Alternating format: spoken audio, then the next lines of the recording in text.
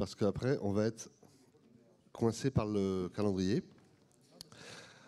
Merci à tous d'être présents. Je salue Charles-René Tordet, le président du Conseil supérieur qui est là. Thierry Dufond, le commissaire du gouvernement qui représente la DGFiP. Et donc, chers consoeurs, chers confrères, merci à vous de vous être soit connectés, soit avoir fait l'effort de vous déplacer. On était 950 hier en physique et à peu près le double, un peu plus de 1500 en ligne. Voilà, donc c'était le score d'hier. Je vous donnerai demain les scores de ce jour. Et donc on est assez satisfait de la fréquentation compte tenu du contexte que vous connaissez comme moi. Le vote se fera à travers une application, à la fois pour ceux qui sont présents ici physiquement, mais également pour ceux qui sont derrière leur écran et qui souhaiteraient voter, ce qu'ils peuvent faire à distance. D'accord ? Donc on n'est pas obligé d'être présent physiquement pour voter. Par contre, que vous soyez présent ou que vous soyez à distance, vous allez tous utiliser le même dispositif de vote. Voilà, alors Michael affiche le truc. Donc depuis votre navigateur, vous vous connectez sur ag.oec-paris.fr. Et là, une fois que vous serez connecté, vous utilisez votre compte expert. À partir du compte expert, si vous êtes à jour de cotisation et si vous êtes inscrit à l'ordre des experts comptables de Paris-Île-de-France, c'est quand même 2 conditions nécessaires pour voter, eh bien vous pourrez d'abord télécharger, Michael, si tu nous montres l'écran suivant, une fois que la connexion est faite. Michael, il s'est endormi en régie. Voilà. Vous pourrez télécharger le rapport moral. Alors, si vous êtes physiquement présent, vous avez même la possibilité de le récupérer à l'entrée ou à la sortie en partant. Et le rapport financier que voici, qu'on a imprimé également pour ceux qui le souhaitent et qui ne veulent pas le regarder sur leur ordinateur. Une fois que c'est fait, vous avez la vidéo. Alors, il a été un peu trop rapide ce coup-ci. Il faut qu'on se cale, Mika. Hein. Vous accédez à la vidéo qui est la retransmission de ce qu'on fait. Et lorsque arrivera la période de vote, eh bien les résolutions apparaîtront et vous n'aurez plus qu'à cliquer pour voter. Alors, sur scène avec moi pour cette assemblée, on n'a pas voulu faire défiler les 30 élus parce que sinon ça nous aurait pris 4 heures. Donc Hervé Begbo qui est en charge du numérique et des nouvelles technologies au sein de l'ordre et du RSE. Virginie Roitman qui est en charge du tableau et de l'exercice illégal. Cécile de Saint-Michel de la formation, qui est aussi la présidente de l'ASFOREF, et Vital Samar, qui s'occupe de tout ce qui est déontologie et finance. Voilà, donc qui sont les élus qui ont bossé avec moi, mais il n'y a pas que, les autres aussi ont bossé. Mais il fallait bien faire des choix. Alors on va démarrer par quelques chiffres. S'il te plaît, Mika. Non ? Oui, peut-être. Alors, c'est bon ? Qu'est-ce qui se passe ? Ah, il n'y a pas de retour. Donc il n'y a personne, il n'y a que ceux qui sont présents qui nous voient. Ça marche, ça, tu vois ? Non, ça marche pas.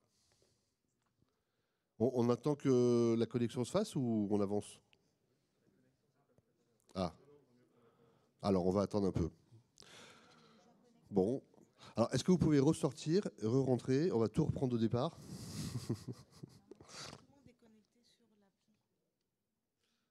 Non, mais le problème, c'est qu'il n'y a pas le flux vidéo sur l'appli. Donc personne ne nous voit à part ceux qui sont là. C'est ça le problème. Ah, ça y est ? Ça y est ? Cécile, ça marche avec Cécile. Bon. Ouais, bah, c'est juste en connexion directe. Hein.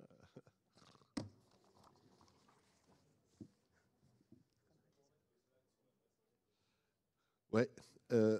Mika, tu peux revenir un peu en arrière pour redonner l'adresse de connexion à nos amis dans la salle. Bah, tu veux pas me donner le zap ? Voilà, merci. En fait, il voulait garder le zap pour me couper la parole quand je suis trop long. Mais voilà.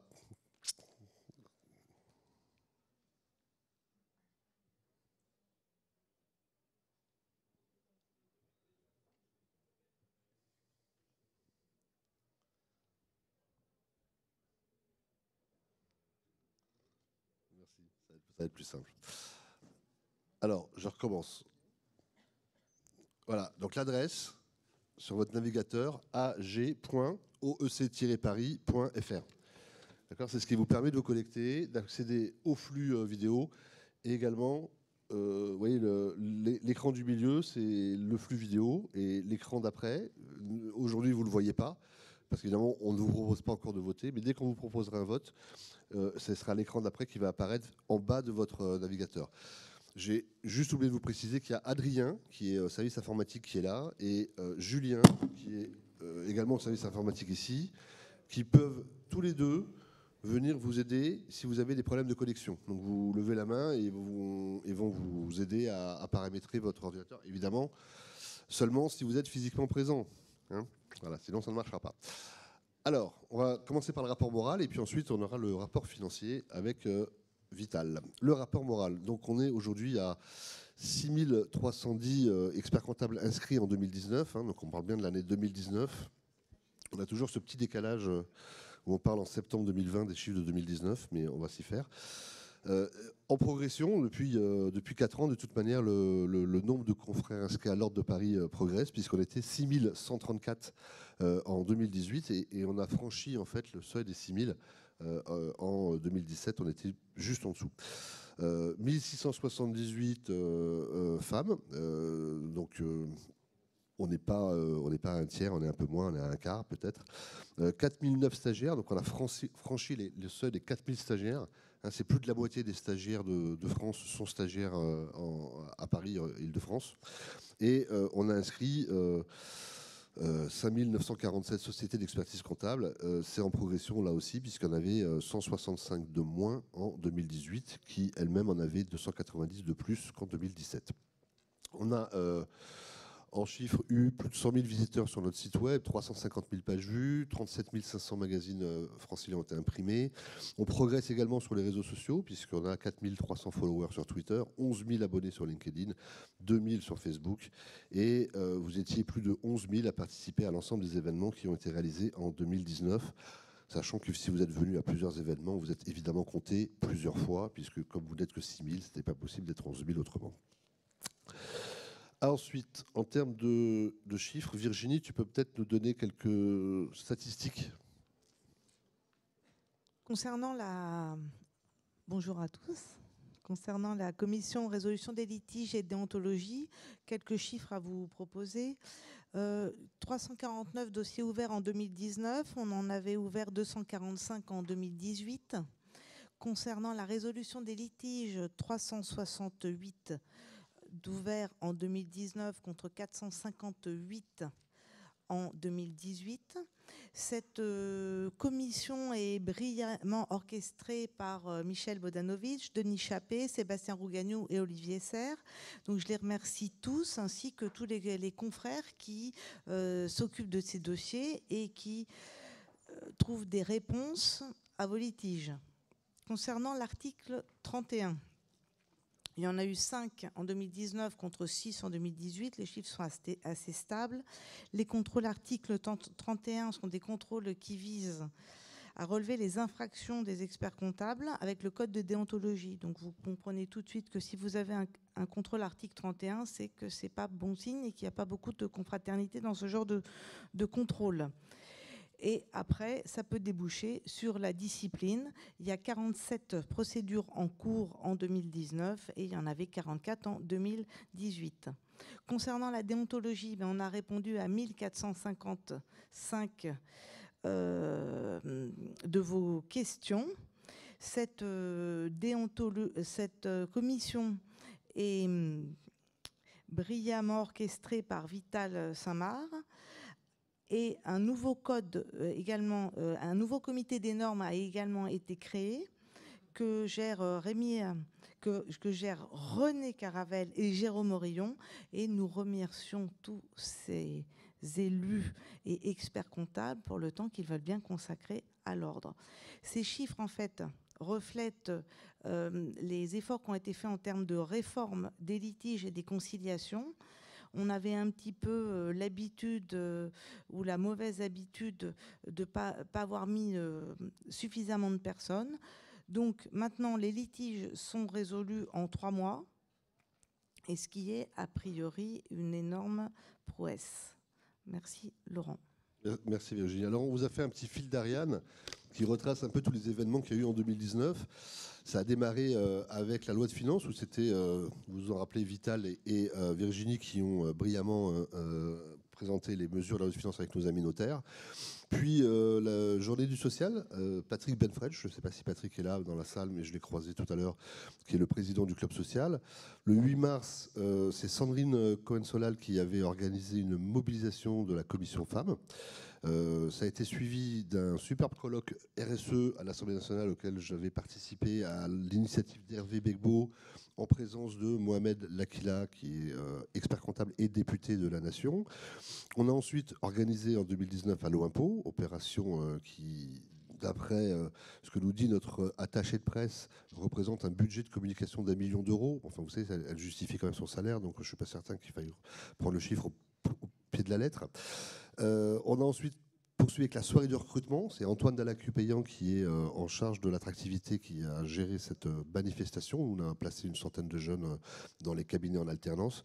C'est une manif à laquelle on est très attaché, qu'on a eu du mal à mettre sur les rails, qui a été lancée 4-5 ans avant le début de cette mandature. Et on souhaite que l'alternance soit de plus en plus développée dans les cabinets parce que c'est une des solutions à la problématique du recrutement. Hein. Si on ne fait pas tous, on ne prend pas tous notre part d'effort dans la formation des jeunes, il ne faudra pas s'étonner qu'on n'ait pas de collaborateurs de 2-3 ans d'expérience sur le marché.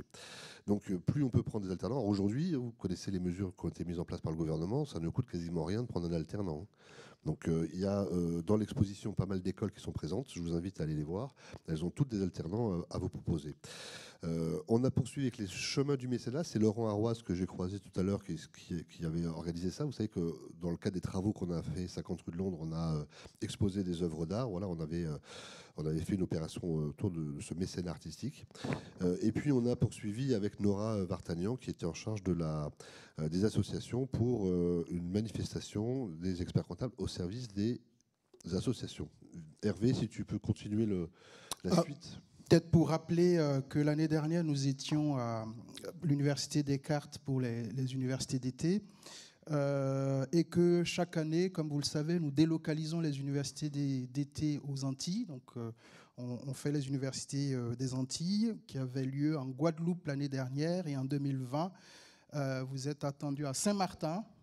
Normalement, peut-être. Si, ça va dépendre du Covid. Les conditions sanitaires le permettent, sinon ça va être reporté. Virginie, à mes côtés, entretient des relations très privilégiées avec les tribunaux de commerce. Donc, tu fais plusieurs manifestations, tu les rencontres régulièrement. Il y a pas mal d'échanges, notamment sur l'illégal, l'accompagnement des chefs d'entreprise en difficulté, notamment. Le Financium, comme vous le savez, est la grand-messe des directeurs financiers, de l'Association des directeurs financiers et contrôleurs de gestion, qui est suivi par Nicolas Jakubovic, qui passe du temps. Donc, c'est un réseau important et précieux. Donc, merci à Nicolas pour tout le travail que tu fais avec la DFCG. Nous avons dans les clubs social, fiscal, patrimoine, géré par Serge Anouchian. Il y a eu 13 conférences et formations. Donc, c'est un club, ce sont des clubs extrêmement dynamiques, voilà, qui sont beaucoup suivis par les confrères.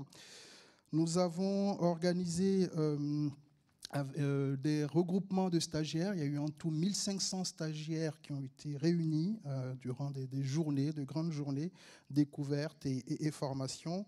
Et puis, c'est devenu maintenant un incontournable pour l'annexe et les stagiaires mémorialistes, enfin les candidats à l'examen. Donc, c'est les opérations Memento. Donc, merci Elvire Secloca qui donc préside la commission stage. Voilà, et de cette initiative qui fonctionne extrêmement bien. Je crois que j'ai fait le tour. Merci Hervé. Alors, parmi toutes les réformes qu'on a essayé de lancer pendant cette mandature, celle qui, à mes yeux, est la plus importante est celle de la réforme du contrôle qualité. Ça nous a mobilisés pendant l'année 2019. On a essayé de revenir à l'origine de la création du contrôle qualité.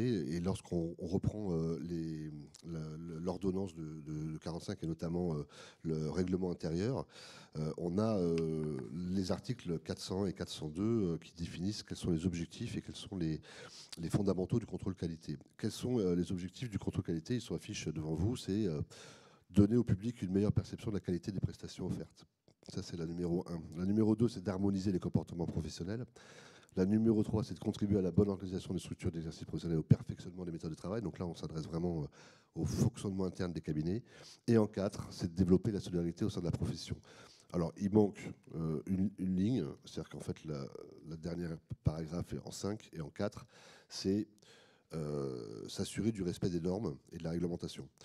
Le constat qu'on peut faire, c'est que malgré la confraternité qui a toujours existé dans le cadre des contrôles qualité, le travail du contrôleur s'était systématiquement focalisé uniquement sur le point qui n'apparaît pas à l'écran, qui est le contrôle de la qualité, du respect des normes et de la réglementation.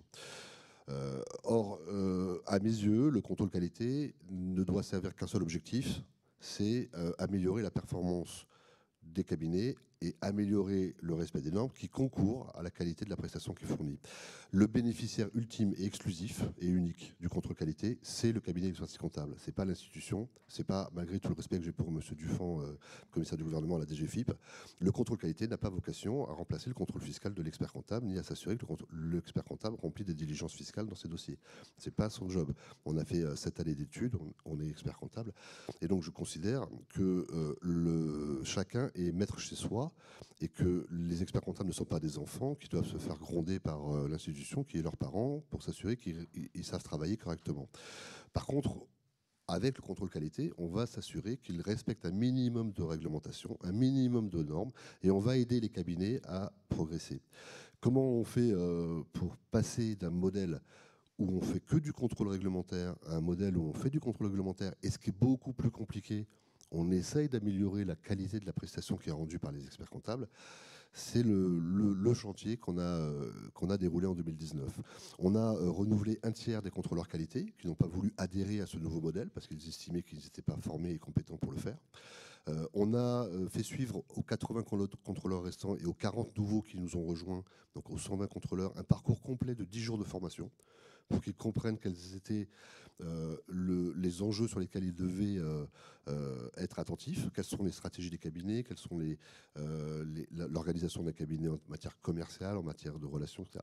Voilà, donc on leur a tous fait suivre le parcours et on a commencé, comme toute start-up en vérité qui crée un nouveau projet, en mode test, c'est-à-dire qu'on s'est dit qu'on allait faire une première salve de contrôle. On allait interroger les contrôleurs et les contrôlés pour avoir leur retour d'expérience. Est-ce que ça s'était bien passé? Comment ils ont ressenti le contrôle? Et puis, on va corriger les erreurs et relancer le contrôle en 2020. En 2020, malheureusement, vous l'avez tous vécu avec moi, crise du Covid.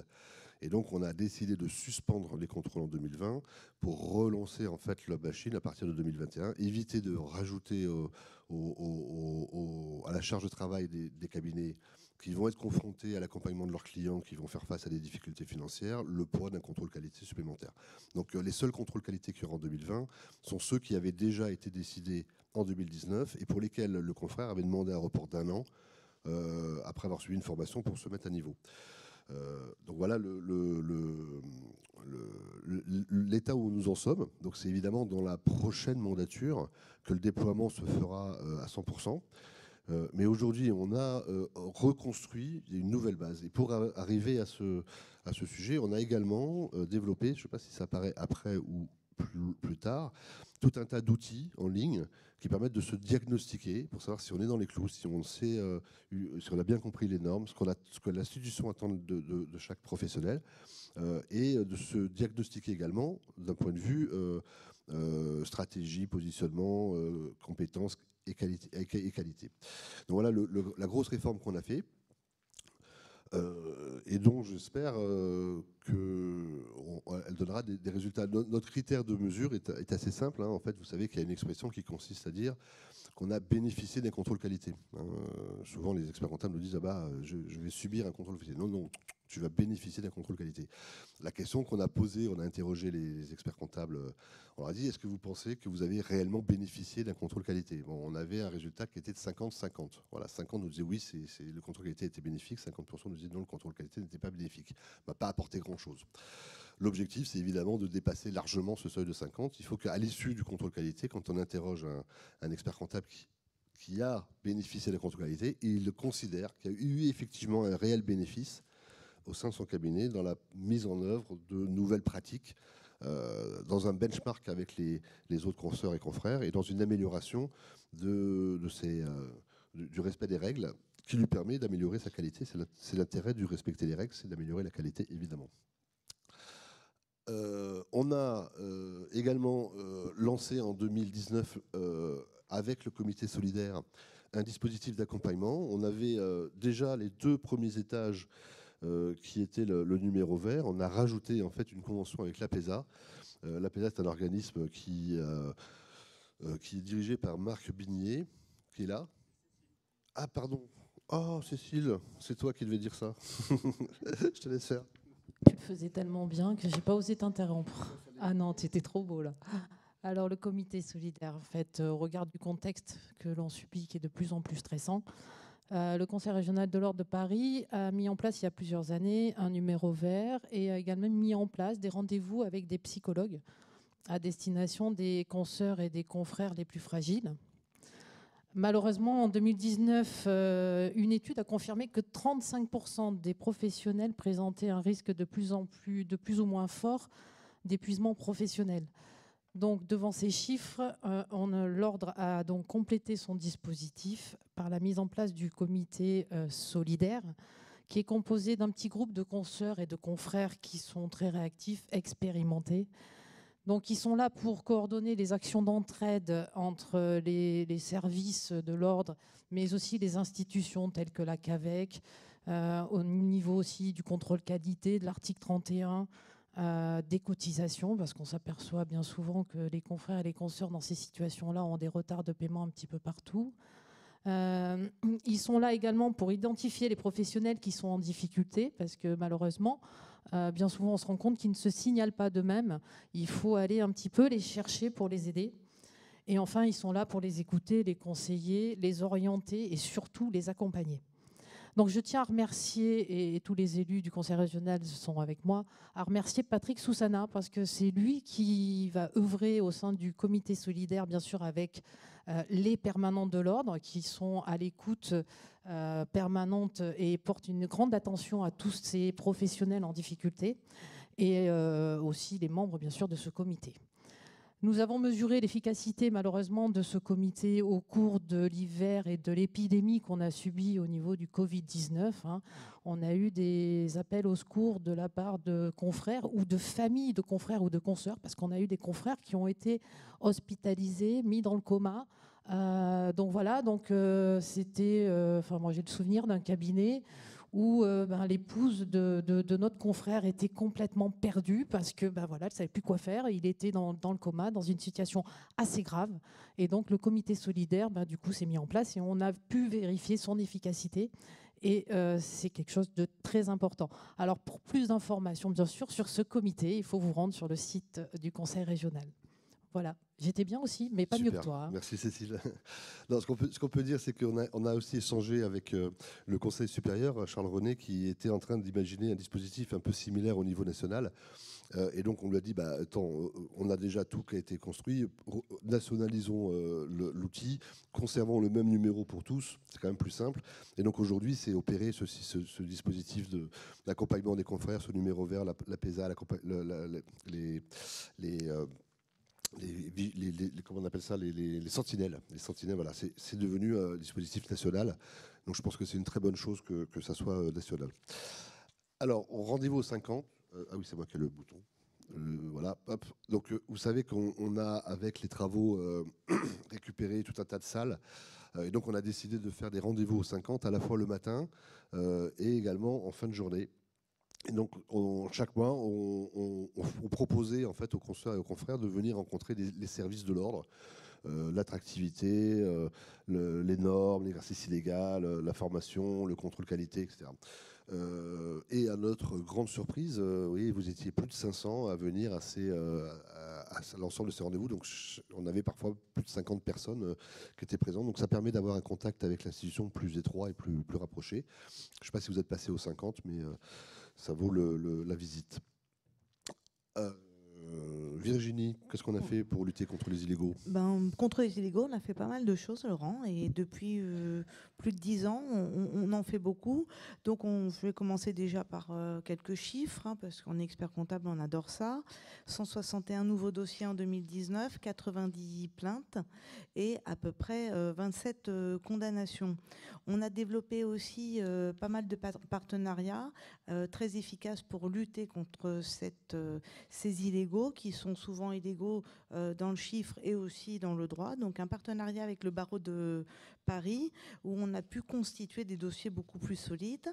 On a un partenariat aussi avec le tribunal de commerce de Bobigny. Je ne sais pas si certains d'entre vous y sont allés, mais si vous vous y promenez de temps en temps, vous verrez sur des écrans quelques flashs de pub, entre guillemets, où on vous explique que faux expert comptable égale vrai escroc.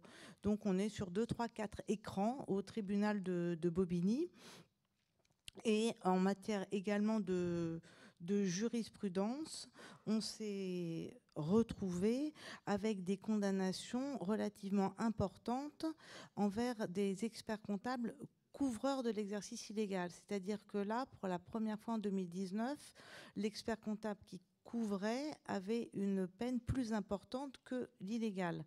La couverture d'exercice illégal, quand on est expert comptable, soit on est conscient, soit on n'est pas conscient.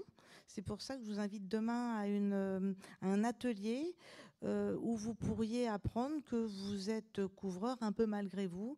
Donc à demain pour cet atelier. C'était pas prévu que je fasse ma pub, Laurent, mais je l'ai fait, hein, c'est pas grave. C'est parfait. Et alors, avec Virginie, on a un gros budget au niveau de l'ordre de Paris sur la lutte contre l'exercice illégal, puisque c'était 2 permanents, Pascal et Jacques. 2 permanents. On travaille avec 2 avocats. Donc un budget conséquent. Des manifestations. On organise pas mal de manifestations avec les tribunaux de commerce pour justement informer les chefs d'entreprise, les magistrats lorsqu'il y a des dépôts de bilan, les chefs d'entreprise lorsqu'ils sont avec un expert comptable ou ils travaillent avec un comptable illégal ou un expert en comptabilité pour ceux qui sont un peu vieux comme moi en référence cinématographique. Qu'est-ce que je peux vous dire d'autre encore? Bon, merci. C'est OK, merci Laurent, au revoir. Voilà. Cécile, en formation, voilà, top, un petit bilan. C'est bon, ça marche. Alors, vous avez tous les chiffres de la formation. 32 074 jours auditeurs pour la SFOREF, 17 410 inscrits en 2019, 1156 sessions organisées. On a 270 animateurs, 11 permanents spécialisés de la formation et ça fait 28 ans en 2019 que la SFOREF existe. Donc voilà. Donc les chiffres sont quasiment de 2019 sont quasiment identiques à ceux de 2018.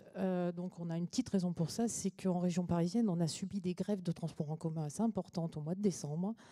Et c'est quand même le gros mois de formation pour la SFOREF. C'est là où on délivre le plus de formations et on a dû annuler pas mal de formations, malheureusement. Je ne vous parle même pas de 2020. La SFOREF donc, a été en 2019 certifiée au PQF. Donc, c'est un label de qualification pour les organismes de formation qui permettra notamment à nos clients de bénéficier de financement auprès des OPCO. En ce moment, en 2020, mais on vous en parlera plus tard, l'année prochaine, c'est la certification Calliope qui est en cours et qui devrait être actée d'ici la fin de l'année. On a eu la grande joie d'être récompensé par le monde du chiffre. On a eu le trophée d'or 2019 des organismes de formation continue. Donc, alors, cette reconnaissance qui nous a fait énormément plaisir, c'est le fruit du travail des permanentes de la SFOREF que je tiens à remercier, qui sont très impliquées et qui se sont impliquées très fortement pendant la période difficile qu'on a subie au début de l'année, en essayant de mettre en place des formations à distance, chose qu'on n'avait pas l'habitude de faire, mais on a été obligé de s'y jeter d'un coup. Enfin, l'Ordre et la SFOREF ont également opéré un rapprochement avec un centre de formation des apprentis qui est ACE, tout simplement pour avoir un partenariat stratégique avec ce centre pour la formation initiale des collaborateurs de cabinet, parce que, comme tous, on a tous des problèmes de recrutement au niveau des collaborateurs, donc on s'est dit que ça serait une bonne idée peut-être pour essayer d'en résoudre une partie. Donc on va essayer de développer l'apprentissage dans les cabinets franciliens, essayer de répondre aussi aux besoins de recrutement pour les missions traditionnelles et pour les nouvelles missions de nos cabinets. Ça sera aussi peut-être une réponse aux besoins de recrutement de nos clients, parce que la CE ne fait pas que des formations en comptabilité pure, mais il y a des formations à la gestion, marketing, RH, tout ça. Donc peut-être aussi des compétences dont on aura besoin demain, certainement. Donc ça sera aussi un accès privilégié. Il y aura un accès privilégié pour nos jeunes collaborateurs ou nos jeunes stagiaires qui veulent poursuivre des études dans ce domaine-là. Et on va peut-être essayer d'agir un petit peu, on verra si on peut, sur les programmes de formation pour les adapter au mieux à la réalité du marché d'aujourd'hui. Et enfin, on espère avoir une meilleure image de la profession vis-à-vis des jeunes pour qu'ils viennent plus volontiers dans nos cabinets et qu'ils nous connaissent un petit peu mieux. Voilà. Merci Cécile. En deux chiffres, la CE c'est quoi? C'est un peu moins de 1000 étudiants et à peu près 8 millions d'euros de chiffre d'affaires. Et donc aujourd'hui, le secrétaire général, le directeur général de la CE, c'est Hugo Lopez, que beaucoup d'entre vous connaissent, parce qu'il a été pendant quelques années au Conseil supérieur, attaché au président Zoriotti. Et j'ai oublié de vous dire, on a eu aussi le Trophée d'Or en 2020. Donc je tenais à le dire, ça se sait depuis hier. Voilà. C'est exact. Hervé, on a créé le club DAF. Enfin, tu as créé le club DAF. Parce que là, on a créé, Laurent, parce que c'est avec ta complicité. Ouais, c'est sous ton assistance et tu as bien fait d'assister. La direction financière externalisée, c'est un bébé qui a maintenant 2 ans. On est parti d'un constat simple, qui est que on a des clients, des startups, des PME, parfois des entreprises d'une certaine taille, qui ont un besoin d'accompagnement, peut-être un peu plus loin que l'accompagnement que nous faisons classiquement en tenue de compte, qui ont besoin d'être accompagnés sur leur stratégie financière, qui ont besoin d'être accompagnés sur un certain nombre de process, notamment dans le cadre de levée de fonds et autres, et que nous n'adressions pas suffisamment cette cible-là, malheureusement. Donc voilà, partant de ce constat, on s'est dit que nous avions la technicité et la compétence pour y aller, peut-être un peu moins la posture. Donc c'était de travailler sur des rappels évidemment techniques, mais aussi et surtout la posture. Donc nous avons fait un accord avec HEC et ASFOREF, merci Cécile, et donc on a lancé une formation donc assurée par le corps professoral d'HEC, d'une 11 jours, donc totalement dédiée à la direction financière, donc avec une moitié où on fait des rappels techniques sur l'évaluation des sujets qu'on a peut-être un peu délaissés parfois dans nos missions, et puis et surtout encore tout ce qui est posture comportementale, soft skills, pour voilà, en 11 jours retrouver un peu de consistance pour aller accompagner les entreprises sur cette question. Et puis derrière, et Laurent a accepté de nous confier donc la création d'un club qui fédère aujourd'hui 200 membres. Je crois que nous étions 200 membres. Je vois Emeline Veillet qui suit le club avec moi et qui travaille d'arrache-pied pour faire grandir le club, que je remercie d'ailleurs pour tout son travail et sa mobilisation. Donc c'est 4 conférences par an, des conférences de qualité. Nous avons rajouté, compte tenu du contexte, des conférences en ligne. Nous avons un séminaire résidentiel, un très beau séminaire résidentiel. Le premier a eu lieu à Marseille. On a eu de très très bons retours. Le prochain, on espère le maintenir, a lieu à Deauville dans un hôtel sympa. Mais voilà, il n'y a pas que ces réjouissances, hein, il y a aussi le contenu des formations et ateliers que je vous invite à aller voir. Les inscriptions, je crois qu'on est complet, mais tu as accepté d'ouvrir quelques places supplémentaires. Voilà, donc 5 places supplémentaires, pas plus. Donc on vous y attend. On vous attend les 1er, 2 et 3, je crois. Voilà, c'est ça, octobre, si les conditions sanitaires, évidemment, le permettent. Donc voilà, ben merci encore une fois à Laurent et merci à toutes les équipes, à Marjorie aussi, il ne faut pas que je n'oublie pas. Hein, au niveau de la SOREF. Tu es aussi intervenu, Hervé, avec Jonathan Cohen dans le lancement et la supervision d'Inest, qui est l'incubateur qu'on a créé au niveau de l'ordre. Alors on appelle ça un accélérateur. Pourquoi ? Parce qu'en fait, on arrive pour accompagner les startups, non pas au début de leur création, mais une fois que le produit existe. Et on leur apporte ce qu'on est capable de leur apporter au niveau de l'ordre, c'est-à-dire en fait une compréhension, une connaissance de la déontologie de l'expert comptable et du marché de l'expert comptable. Donc on va leur permettre d'accélérer leur entrée sur le marché. Et pour ça, on a souhaité s'entourer d'abord de règles très claires. C'est-à-dire qu'on a un jury qui est composé de 3 fonds d'investissement et de 3 partenaires. Les 3 partenaires sont AG2R La Mondiale, Experts et Finances et QuickBooks. Et ce sont ces 3 partenaires et les 3 fonds d'investissement, Briga, One Ragtime et Blackfin, qui sont des fonds de réputation connus sur le marché de la CounTech, qui ont sélectionné les startups qu'on a incubées.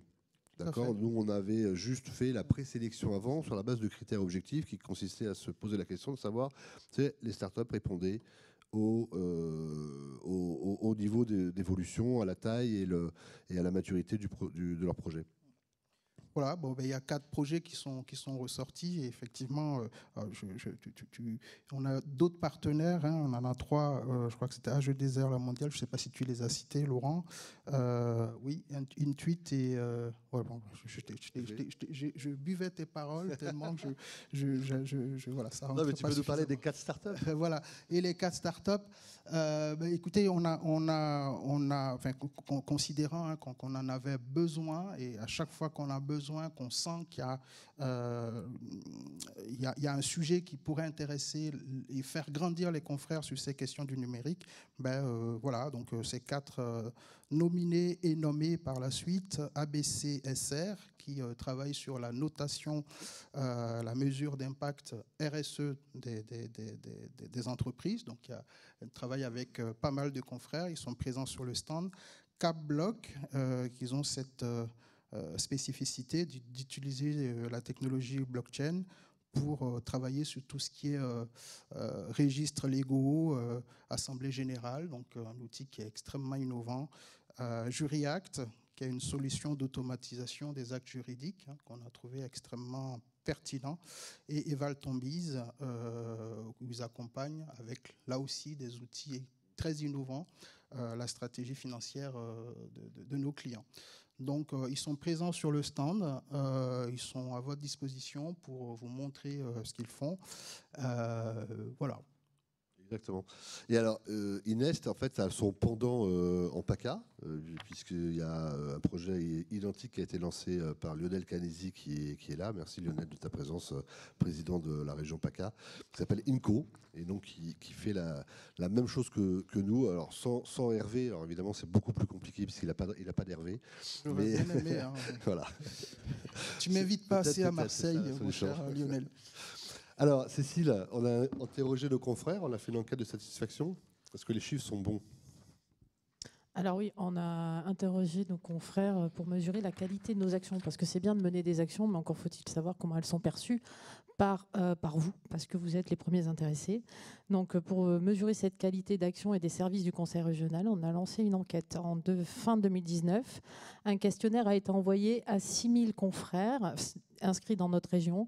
Alors 600 d'entre eux ont répondu et vous avez sur le tableau qui s'affiche là les résultats. Donc globalement, vous avez l'air satisfait de notre action, des services de l'ordre. Donc voilà, donc on tient à vous remercier. Merci à Cécile. Alors rapidement, on va balayer un petit peu les projets 2020. On va essayer d'aller très très vite parce qu'on veut garder du temps pour vos questions-réponses, pour l'intervention de Charles René et évidemment la présentation et le vote. Donc il y a encore un peu de travail.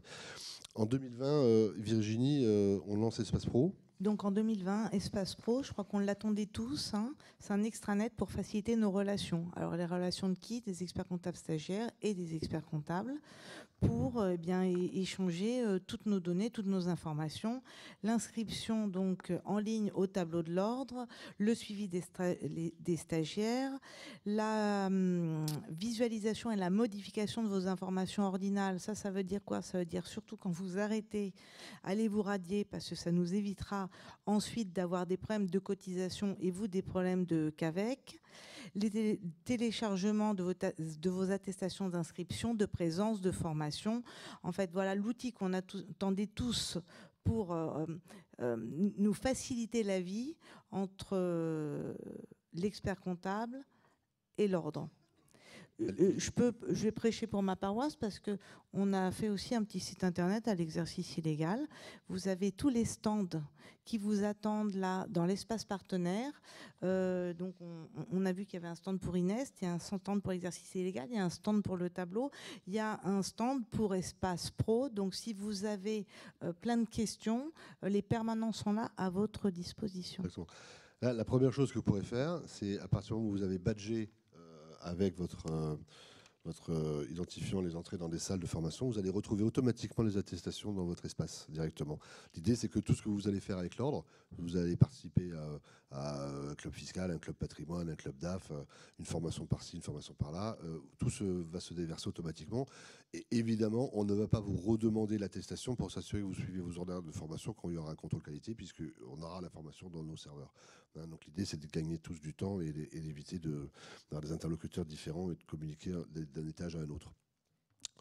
Le stage, Cécile?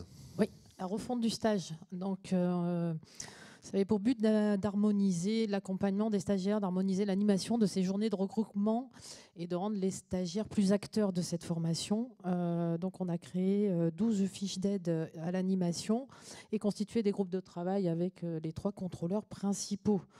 Donc après, en 2020, les contrôleurs étudieront en situation réelle l'efficacité donc, de ces nouvelles techniques d'animation et on enverra des questionnaires aux participants, aux groupes concernés pour qu'ils nous fassent un retour et qu'on sache comment améliorer ces techniques d'animation.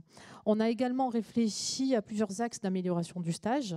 Donc la première, c'était transformer nos experts comptables stagiaires en experts comptables parce qu'il faut les fidéliser et on aimerait bien éviter la déperdition des 2 tiers parce qu'il faut savoir qu'entre l'entrée en stage et les inscriptions, enfin les diplômés, on perd 2 tiers de nos stagiaires.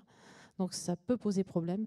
Donc il faut quand même qu'on a réfléchi comment renforcer l'attractivité des cabinets et ainsi impliquer un peu plus les maîtres de stage parce que c'est très important pour l'avenir. Notre profession, c'est quand même la relève. Ce sont ceux qui vont acheter vos cabinets demain. Donc s'il n'y a plus personne, ça va être compliqué. On a également essayé d'imaginer un programme d'apprentissage un petit peu plus adapté, élevé aussi peut-être, à la réalité des cabinets et essayer de rééquilibrer, on pense que ça serait bien de rééquilibrer la partie technique et les autres compétences dont on va avoir besoin demain, notamment en matière commerciale, management et puis au niveau des nouvelles technologies qu'on va utiliser de plus en plus. Et enfin, on s'est posé la question de savoir s'il fallait ouvrir l'entrée en stage à d'autres profils, d'autres compétences, des compétences dont on aura besoin demain, qu'on n'a pas aujourd'hui et que seuls ces nouveaux profils pourront peut-être nous apporter. Donc voilà où on en est de nos travaux sur la refonte du stage. Merci Cécile. Alors en 2020, il y a aussi le lancement des compétences spécialisées. Donc c'est un projet qui provient du Conseil Sup, qui permet de se connecter à une plateforme qui n'est pas encore complètement finalisée. Je crois qu'il manque les derniers. Non, ça y est, elle marche. Ça y est, bon, elle marche. Donc vous pouvez vous connecter, Méo, et voilà, et faire une demande de compétences spécialisées qui se passe ensuite au niveau du Conseil Sup, qui donne un avis sur la dénomination que vous allez souhaiter retenir. Et puis ensuite, ça passe à une commission qu'on a créée au sein de l'ordre qui fait le suivi de l'instruction. Bon, pour le moment, il y a un système d'aller-retour pour que le Conseil Sup valide. Mais enfin bon, ça devrait s'organiser différemment dans les semaines et mois qui viennent. Aujourd'hui, on a reçu une centaine de demandes sur 6000 experts comptables de spécialisation, à peu près la moitié dans les domaines qui avaient été identifiés au départ, et l'autre moitié dans des domaines un peu plus farfelus.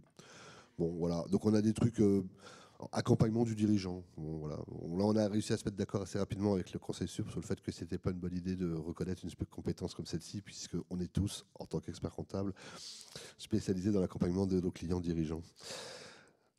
Alors, en cap performance, ça c'est évidemment ce qui a été fait concomitamment à la réforme de la formation du contrôle qualité, pardon.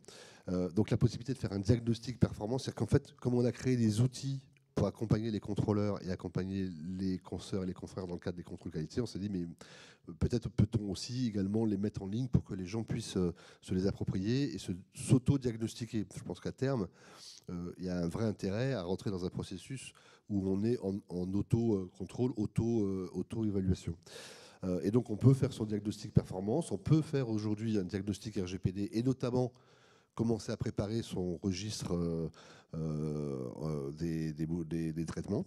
Donc c'est un outil qui marche de manière absolument incroyable. Si vous avez besoin d'un manuel RGPD, ce qui est le cas de tous les cabinets d'expertise comptable, hein, parmi les obligations en matière de RGPD, il y a celle de disposer d'un manuel qui liste les différents traitements que vous avez prévus. Vous pouvez faire votre manuel RGPD en ligne sur Cap Performance. Le document unique, c'est, vous savez, le document qui permet d'identifier les risques professionnels, dont on a beaucoup parlé en période de Covid, mais qui est en tout état de cause un document obligatoire dans toutes les entreprises dès que vous avez un seul salarié. Donc vous avez là aussi un outil qui vous permet de générer un document unique d'évaluation des risques professionnels. Le décodeur de normes, en fait, on avait constaté que les consoeurs et confrères en fait, avaient du mal à bien comprendre les normes. C'est écrit dans un langage qui est un peu ésotérique, c'est pas toujours très simple. Donc on a voulu simplifier l'accès aux normes pour que si on se dit que si la norme n'est pas comprise, elle risque pas d'être respectée. Donc peut-être que la première étape, c'est de rendre les normes plus accessibles et plus simples à comprendre. Est-ce qu'il faut que je fasse telle chose? Est-ce que je dois envoyer un courrier à tel moment? Voilà. Et donc on a une suite de questions-réponses et on fait référence à chaque fois au truc. Un diagnostic conformité, c'est le test que font les consoeurs et les confrères lorsqu'ils ont un contrôle qualité. Ça leur permet de dire je suis dans les clous ou pas. Vous pouvez le faire à tout moment. Vous pouvez, si vous le souhaitez, de manière tout à fait anonyme, vous connecter sans vous identifier et répondre honnêtement aux questions qui sont posées. À la suite de ça, on va vous dire voilà, il y a un plan d'action. Là, tu es un peu en dessous ou là, tu es tout à fait dans les règles. Vous savez que vous allez avoir un contrôle qualité l'année prochaine. Vous faites le diagnostic de conformité avant. Vous savez quelles sont les zones d'amélioration nécessaires et vous pouvez auto-évaluer vous-même le sujet. La Performance Academy, ça c'est une formation qui dure 6 jours, c'est 12 demi-journées. C'est celle qui a été proposée aux 120 contrôleurs qualité. Mais elle est évidemment ouverte à tous les experts comptables et il y a plus de 150 experts comptables qui l'ont suivi l'année dernière sans être contrôleur qualité. C'est certainement la meilleure formation qui existe. C'est celle qui permet de se réunir par groupe d'une douzaine pour se poser des questions sur ce qu'est notre métier, comment on le réalise, quelles sont les questions qu'il faut que je me pose en tant que dirigeant d'un cabinet d'expertise comptable, c'est-à-dire en tant que chef d'entreprise. C'est ça notre métier, c'est d'être chef d'entreprise d'un cabinet d'expertise comptable. Le manuel cabinet que vous connaissez tous, puisque c'est plusieurs milliers de téléchargements depuis que l'obligation d'avoir un manuel existe. Et enfin, un dernier outil qui permet de déterminer une lettre de mission. Vous savez que les modèles de lettres de mission sont exhaustifs. Alors, je crois que ce n'est pas des modèles, c'est des exemples qu'il faut dire. Il ne faut pas dire modèle, il faut dire exemple. Mais les exemples de lettres de mission sont exhaustifs. Donc, vous avez des lettres de mission qui font 12 pages. La vraie question qui se pose, c'est est-ce que quand vous avez un dossier qui a un enjeu financier très faible et que l'entreprise est une petite entreprise et que la mission est très standard, est-ce qu'une lettre de mission de 2 pages, 3 pages ne devrait pas suffire? Quelles sont les mentions minimales obligatoires dans cette lettre de mission et quels sont ceux qu'on peut retirer? D'accord. On a eu cette idée dans le package Cap Performance parce que j'ai croisé une fois un confrère qui m'a montré sa lettre de mission qui fait 1 page recto verso, qu'il remplit pour les petits dossiers directement avec le client. à l'heure où les relations sont de plus en plus fluides avec nos prestataires, puisqu'on signe des contrats en ligne avec notre téléphone, est-ce qu'on peut envoyer raisonnablement 25 pages de contrat à signer pour une mission à 800 € par an sur une production comptable? Bon, voilà. Donc là, en fonction du niveau de risque du dossier, de la technicité de la mission, on accepte de se dire, il y a peut-être un certain nombre de clauses que je peux éviter de mettre. Par contre, il y en a certaines qu'il faut mettre. Le fait qu'on a une assurance, le fait qu'on est soumis à la LAB, voilà. Donc on a là la possibilité d'avoir des lettres de mission light, mais respectueuses des normes. Alors voilà, tout ça, c'est beaucoup de travail des 45 permanents de la SFOREF, mais c'est aussi beaucoup de travail de tous les élus. Ils sont tous ici en photo. Et donc, ce que je vous propose de faire avant de passer au rapport financier, c'est d'applaudir tous ces 30 élus qui ont...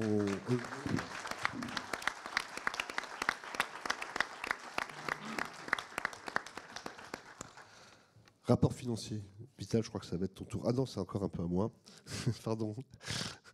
Alors, à quoi servent vos cotisations? Alors déjà, j'adore ce slide. Je suis ravi que Charles René soit là pour le lire.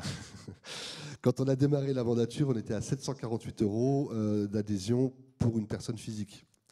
On est passé à 698 l'année suivante et on est passé à 648. Alors pour être tout à fait transparent et honnête, sur les 648 de remise, donc en fait les 50 €, il y en a 30 qui viennent du Conseil supérieur qui a décidé de baisser ses cotises. Et donc on a accompagné le mouvement des 30 € de baisse de cotises du Conseil sup en rajoutant nous-mêmes 20 € sur nos ressources. Ce qui fait qu'aujourd'hui, quand vous êtes expert comptable, personne physique, et que vous payez votre cotisation à l'ordre à hauteur de 648 €, nous reversons 647 au Conseil supérieur à Charles René. Et nous ne conservons que 1 €. Voilà. Et donc c'est avec ces 1 € qu'on a fait tout ce que vous avez pu voir. Pardon? Alors, ça, c'est les cotisations pour les personnes physiques. Après, si tu as des salariés, tu as un cabinet un peu plus important et tu payes une cotisation proportionnelle. C'est pour ça qu'ici, on a bien mis qu'il y avait des cotisations proportionnelles, des cotisations fixes qui concernent les 648 plus les cotisations des personnes morales. Voilà comment se répartissent les recettes de l'ordre. Mais pour un jeune qui s'installe, qui n'a pas de société et qui n'est que expert comptable personne physique, il va payer 648 € d'adhésion à l'ordre par an, 1 € pour le conseil régional, 647 pour le conseil sup. Voilà. Évidemment, pour Deloitte, ce n'est pas la même chose. Enfin, j'ai un exemple comme un autre. Alors, à quoi servent vos cotisations? Bon, on a fait une sorte de petit graphique qui donne la répartition des budgets entre les événements, la qualité. Vous voyez, la qualité, c'est un gros budget. C'est toutes les rémunérations des contrôleurs qualité. Tout ce qui est club et comité, donc c'est Inès, les associations, le comité solidaire, la commission femmes, surtout la commission femmes, c'est Sandrine qui nous coûte très très cher. Les outils, voilà, formation, stage, voilà, vous avez une répartition. Voilà, vous retrouvez tout ça dans le rapport financier qu'on va vous donner. Et je passe maintenant la parole à Vital pour une présentation des comptes. Je sais que tout le monde m'attendait, c'est tellement passionnant. C'est la partie vraiment très attendue. Donc en fait, il va y avoir deux présentations de comptes, puisqu'il y a d'abord les comptes de l'ordre, donc des experts comptables de Paris. Et puis ensuite, il y a les comptes donc agrégés, dans lesquels il y a à la fois les comptes de l'ordre et les comptes donc des filiales de l'ordre. Donc l'on reprendra pour 100% pour ce qui est Action Expert, qui est la société de communication, on va dire, de l'ordre des experts comptables. On reprend 2/3 du résultat de la société ASFOREF, la société de formation, 1/3 revenant à la compagnie régionale, et puis on reprend 50% du résultat de la société civile immobilière du 50, donc rue de Londres, le reste donc étant affecté à la compagnie régionale des commissaires aux comptes de Paris. Donc sur l'actif, qu'est-ce que l'on peut dire? Donc sur les éléments que vous avez, donc actifs incorporels, ce sont des logiciels qui appartiennent à l'ordre. Tout ça, c'est amorti sur 3 ans. Dans les immobilisations corporelles, il y a essentiellement donc des installations, agencements, enfin très classiques, mobilier, matériel informatique, avec une durée d'amortissement qui est relativement courte, mais l'ordre n'est pas donc assujetti donc à l'imposition sur les sociétés. Donc on applique donc l'amortissement qui correspond à ce que l'on pense être la durée de vie, c'est-à-dire entre 3 et 5 ans. Et puis vous avez des participations, donc c'est les participations des structures que j'ai citées. Donc c'est la valeur d'acquisition de ces structures, la SCI pour l'essentiel, la SFOREF et puis Action Expert.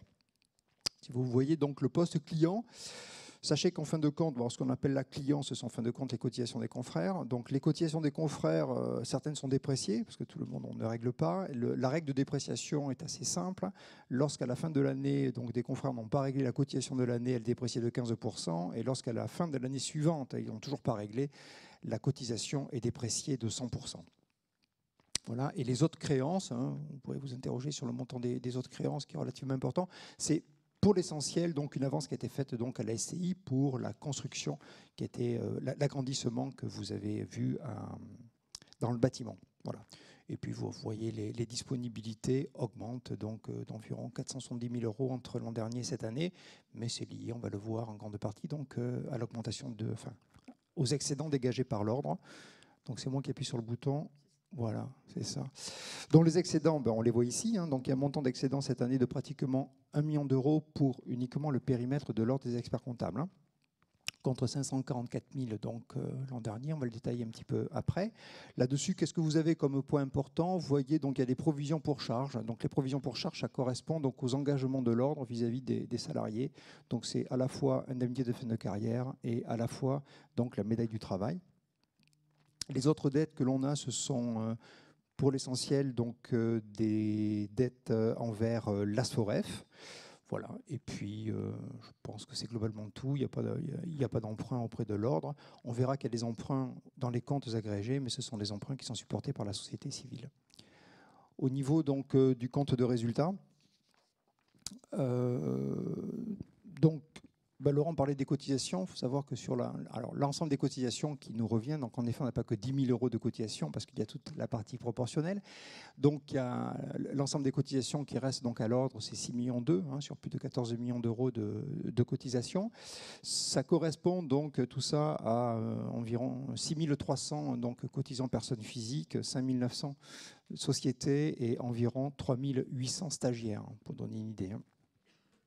Voilà, donc là, qu'est-ce que l'on a comme point d'importance? Vous voyez qu'il y a des subventions d'exploitation de 500 000 € contre 380 000 l'an dernier. Ces subventions correspondent d'une part donc, à une subvention qui est versée, ou qui était versée, parce que ça ne devrait pas perdurer longtemps, par la Chambre de commerce et d'industrie de Paris pour 380 000 €. Et puis donc, il y a une subvention pour le congrès qui a été organisé à Paris, donc une subvention donc, du Conseil Sup de 220 000 €. Autre point, les autres produits, 593 000 €, ça correspond donc aux produits qui sont issus donc des satellites de l'ordre, dans des structures, donc des filiales de l'ordre.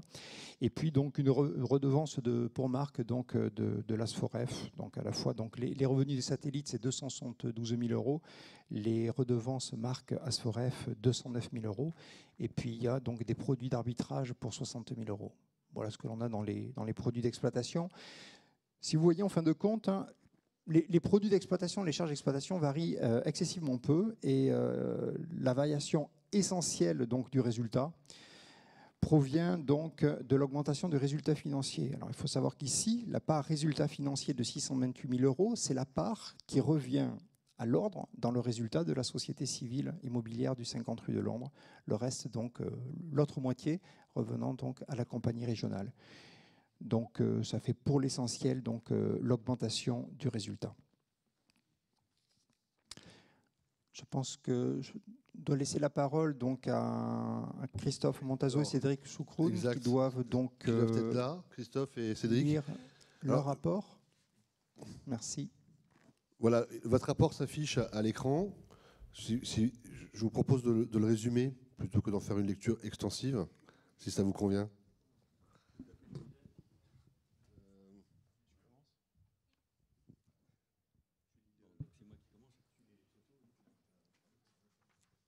Bon, donc effectivement, le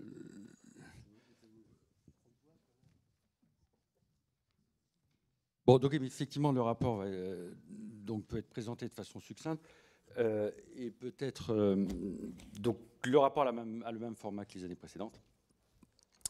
Et en conclusion, nous n'avons pas d'observation donc sur les comptes annuels. D'accord.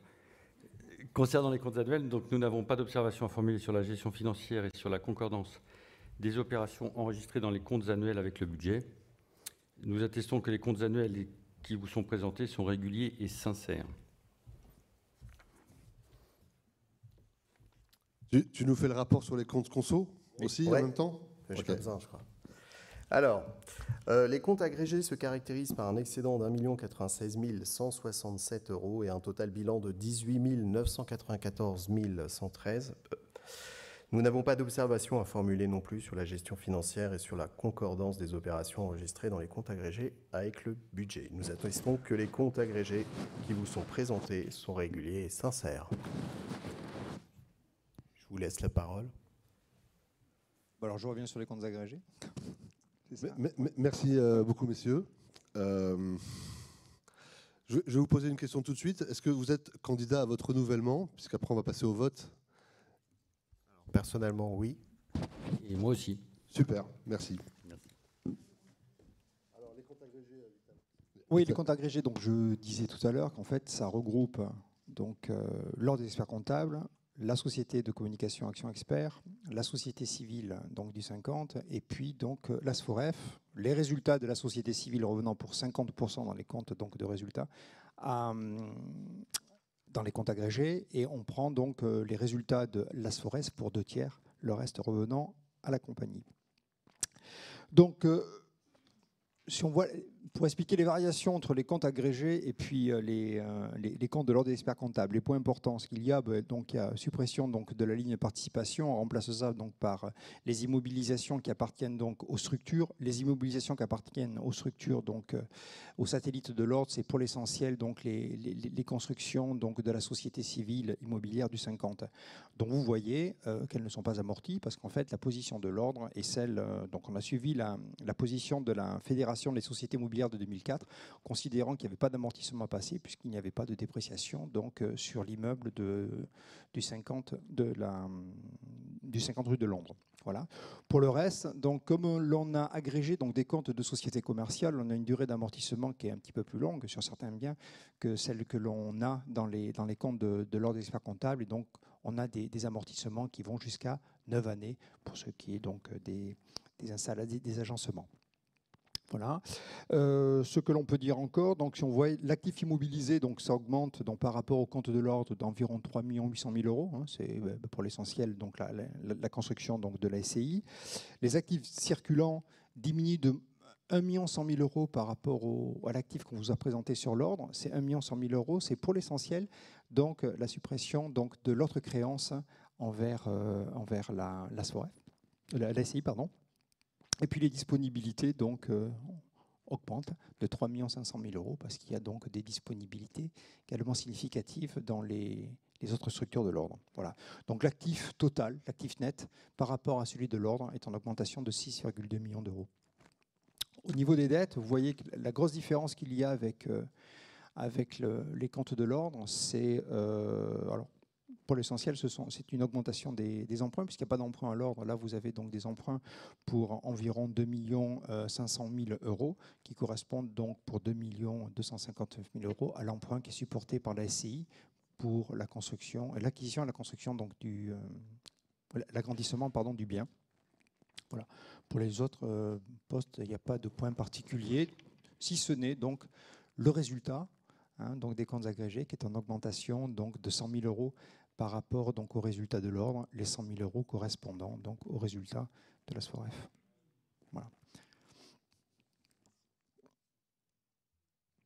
Autre point sur les comptes de résultats, ce que l'on peut dire, eh bien, tout à l'heure, Laurent parlait donc de personnes, donc d'élus, d'experts comptables qui viennent donc travailler dans les commissions.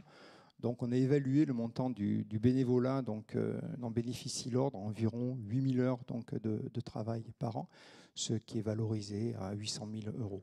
Voilà. Donc, dans les comptes de résultats, je vous dis, il n'y a pas de point particulier, si ce n'est que le compte d'Action Expert, la société d'exploitation, et le compte de résultat est nul. Et donc, l'augmentation du résultat par rapport au résultat de l'ordre correspond donc au résultat de la société ASFOREF. Et il y a la suppression donc, des produits financiers, puisqu'on a réintégré donc, dans les comptes agrégés le résultat qui provient de la société civile immobilière. Voilà. Eh ben, écoute, merci Vital. On a ensuite le rapport des censeurs. Voilà, mais vous nous l'avez fait, messieurs, les deux en un coup. Avant de passer au vote, je vous propose de passer aux questions-réponses. Si on peut faire ça en 10 minutes, puis 10 minutes de vote, si on est bon, et il restera un quart d'heure pour Charles René. Est-ce que vous avez des questions, mes amis, sur le rapport moral ou le rapport financier? Vous avez une superbe hôtesse qui est notre directrice juridique, Isabelle Faujour, qui va vous amener Une un hôtesse micro. de luxe. Et elle a son petit papier pour le nettoyer entre 2 séances. Donc, il n'y a aucun risque de Covid, vous pouvez y aller. Et alors, on a aussi un chat, je crois. Oui, un est-ce qu'il y a chat des questions? qui pour l'instant ne suscite pas beaucoup d'engouement en termes de questions. Donc, à part une personne qui n'entend pas, il n'y a pas de questions. Est-ce que dans la salle, il y a des questions? Ah, c'est une question ici, Isabelle.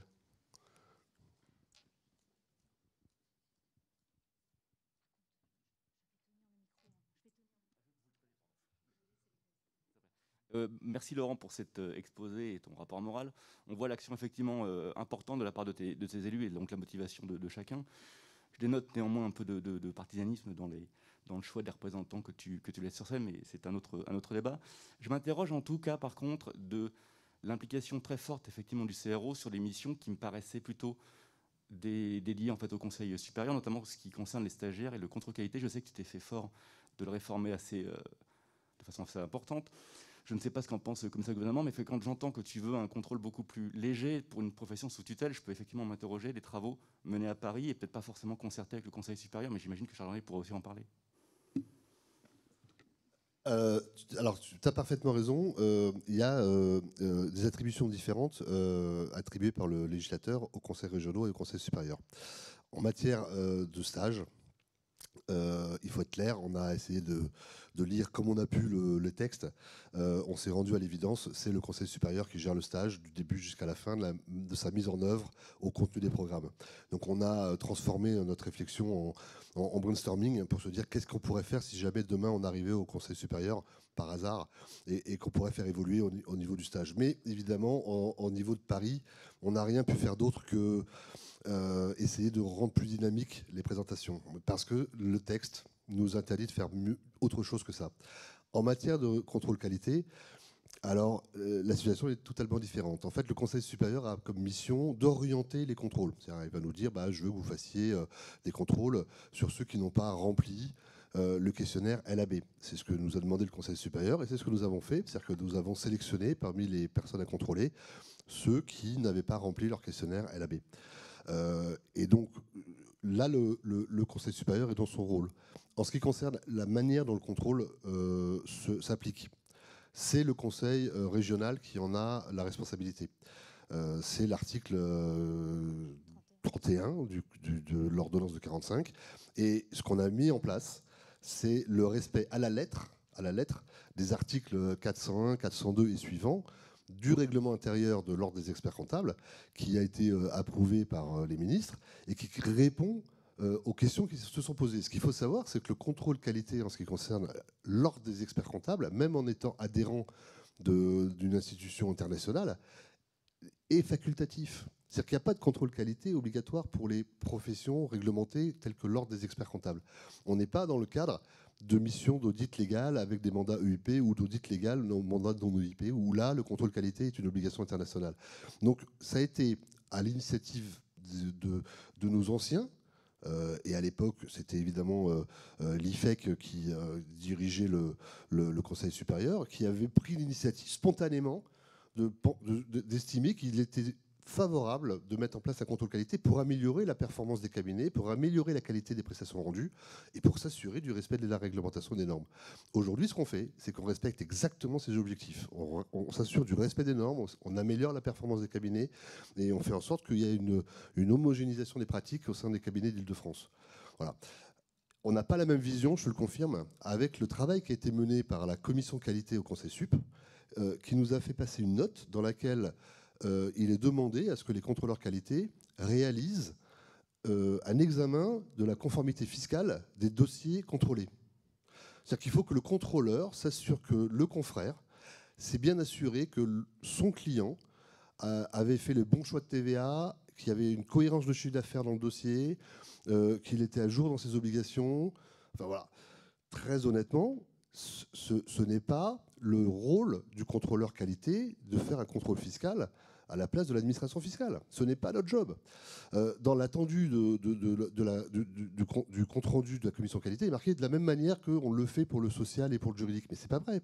Pour le social et le juridique, on fait ce qu'on doit faire, c'est-à-dire qu'on s'assure que s'il y a une mission sociale, il y a une lettre de mission sociale. Si on a du juridique, il y a une lettre de mission juridique.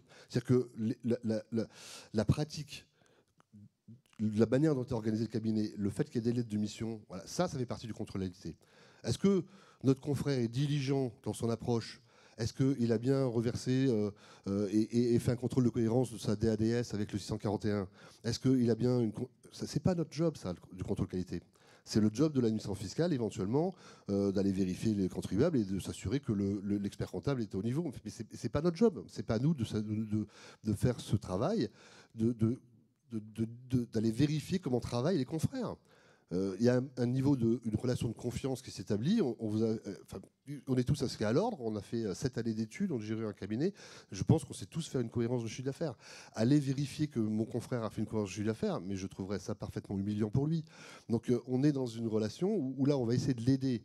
On va s'assurer qu'il a compris les normes. C'est pour ça qu'on a ce traducteur de normes. On va s'assurer qu'il les applique correctement parce que c'est important et qu'on a fixé des règles, il faut les respecter. Et c'est notre job en tant qu'institution de s'assurer que les normes qu'on a établies sont respectées. Mais on n'a pas à aller au-delà de ça. Voilà. Donc c'est un point de divergence qu'on a aujourd'hui avec le Conseil Sup. C'est une vision divergente en fait qu'on a au-delà du Conseil Sup, Conseil régional. Hein. La confiance qu'on a entre les confrères et les consoeurs ou le contrôle qu'on souhaite exercer. Voilà. Donc nous on a fait en sorte pendant cette mandature d'agir dans le cadre de ce qui était possible de le faire légalement. Et on a systématiquement fait référence au texte. Voilà. Et quand on a, je te l'ai dit, voulu faire des choses qu'on ne pouvait pas faire. C'est le cas du stage, où je pense qu'il y a un énorme travail à faire de refonte du stage. On se bagarre pour faire venir des jeunes. On ne leur donne pas quelque chose qui est très appétissant pendant 3 ans. Et à la fin, c'est quand même dommage. C'est des futurs confrères. On n'a pas le respect qu'on devrait avoir vis-à-vis de l'investissement que ça représente pour eux. Voilà, je ne vous parle même pas des problèmes qu'on a en ce moment avec le DCG, etc. Mais on ne respecte pas assez nos stagiaires, on ne leur donne pas suffisamment de qualité dans les formations. Voilà, ça c'est mon sentiment. C'est celui que j'avais quand j'étais stagiaire et c'est celui que j'ai aujourd'hui quand je vois comment ça se passe avec mes stagiaires. Mais changer ça, c'est changer au niveau du Conseil Sup l'orientation des programmes, le contenu des programmes, c'est reprendre ça avec le CFPC, enfin voilà. Donc c'est pas possible. Donc on n'a rien fait. Voilà. On a essayé de donner un peu de peps dans les formations pour que ça soit plus sympa, mais on ne peut pas faire autre chose. Donc voilà, ce qu'on ne peut pas faire, on ne le fait pas, et ce qu'on a pu faire, c'est le cas du contrôle qualité, on l'a fait.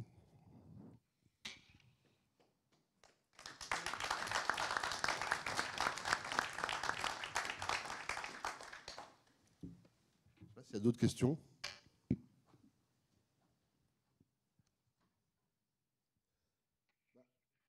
Je vous propose de passer tout de suite au vote, comme ça on ne perd pas trop de temps. Donc, petit rappel sur ag.oec-paris.fr. Donc si vous êtes connecté, je vais le faire aussi parce qu'il s'avère que j'ai aussi le droit de vote. Alors, hop, voilà, moi j'y suis.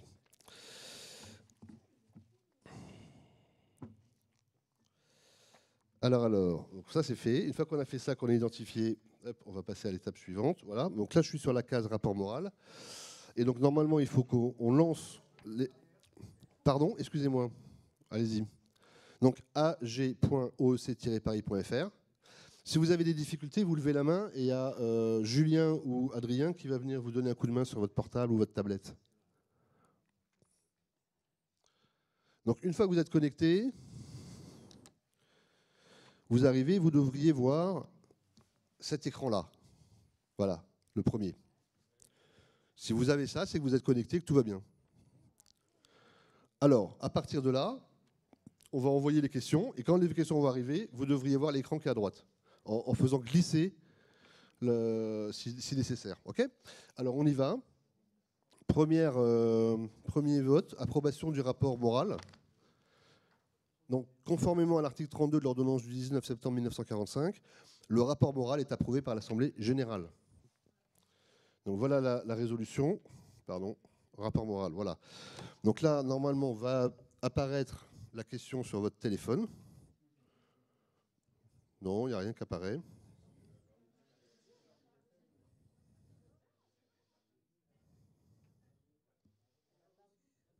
Alors, ça marche ou pas? Il n'y a pas la question.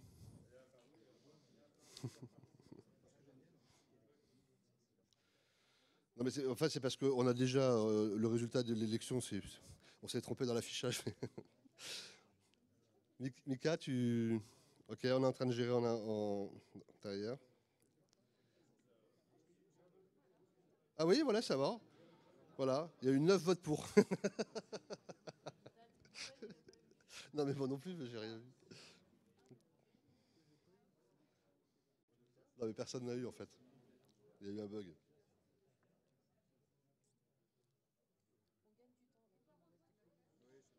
Mais oui, en fait, personne n'a voté là. Ah oui? Non, non, il y a une abstention et 9 pour. C'est bon ou pas?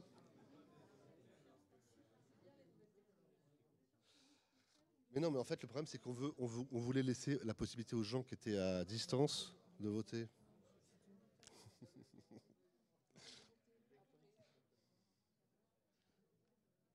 Il y a Angèle Ah, voilà, la question vient de s'afficher. Normalement, c'est bon.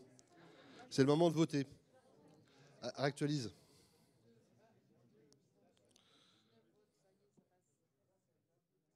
Je ne sais pas comment tu fais, il faut actualiser.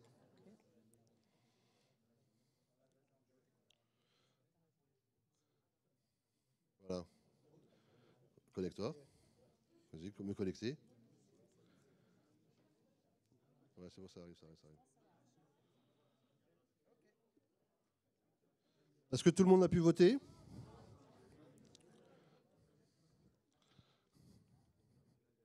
C'est bon?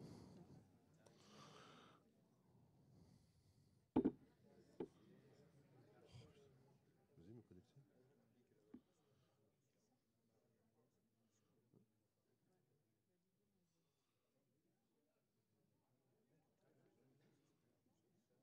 Voilà, c'est bon.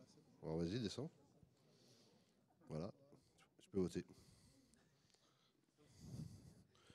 Est-ce qu'il y en a qui ont encore besoin d'un peu d'aide?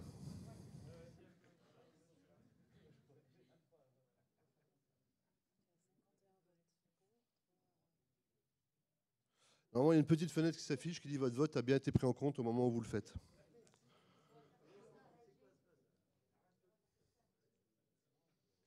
J'ai pas la même chose que toi, moi. Bah, j'ai cliqué déjà.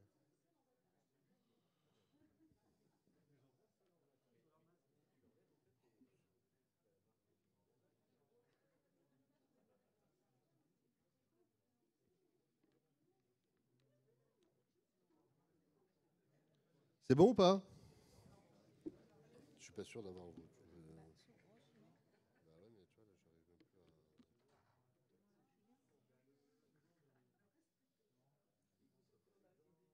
T'as pu voter, toi? Non,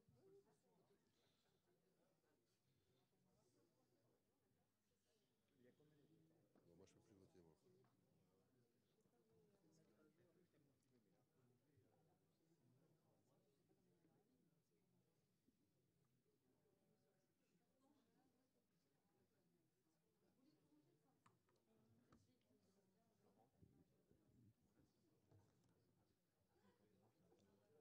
faut les aider. Mais le problème, c'est que c'est compliqué, mais moi, j'arrive pas à... Ah, ça, c'est bon. Il en reste encore ou pas? Ouais. C'est bon ou pas?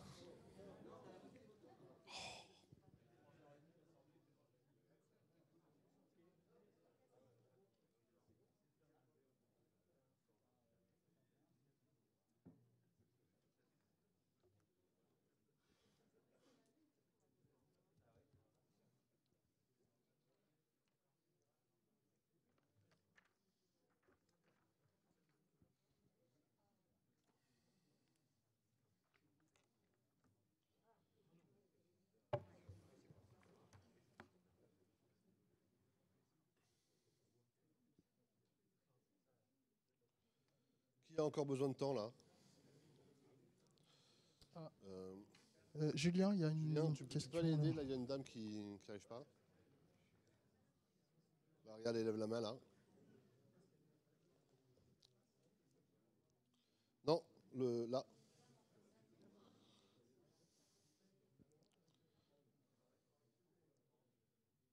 Pour les autres, c'est bon? En ligne aussi? Je sais pas. Donc on en est à combien Oui, là? tout va bien en ligne. Super, me dit-on. OK. Laborieux, mais ça marche.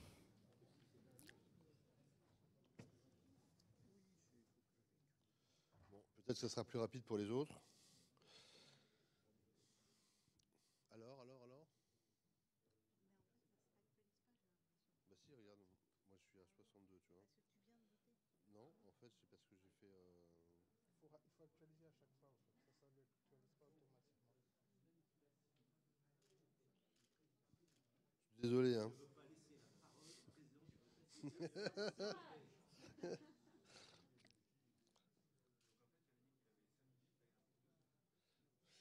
Non, mais on va déborder à Charles-René. Hein. Alors, c'est bon ou pas? Qui c'est qui n'a pas réussi à voter? Je suis d'accord. Je propose de passer au vote d'après. Et puis, tant pis pour celui-là, on ne décomptera pas. Mais le temps de brancher votre machine, vous pourrez peut-être voter pour le suivant. Alors là, des résultats que j'ai, si vous actualisez votre tableur, vous devriez avoir les mêmes résultats que moi. Et donc normalement, enfin votre tableur, votre téléphone. Et donc il y a 62 pour, 3 contre et 9 abstentions. Vous avez tous la même chose. Si vous n'avez pas la même chose, c'est que vous n'êtes pas à jour dans votre... Je viens de le mettre à jour. C'est comme ça qu'on a les résultats? Ils ne s'affichent pas là? Non? Ah bon, d'accord, ok. Bon, bah voilà, donc tu notes, Isabelle, 62 pour, 3 contre, 9 abstentions. Ok. Après, le rapport financier. Donc si tu peux envoyer la question du rapport financier, comme ça on va passer à la question d'après. Parce que là, il faut vraiment qu'on se dépêche.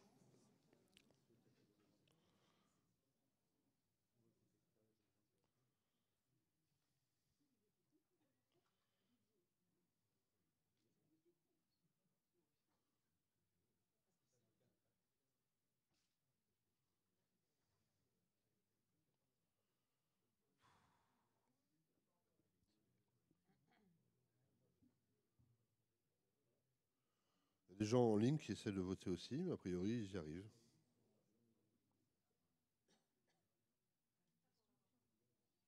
Je n'ai pas la deuxième question. Non. Alors, la question suivante.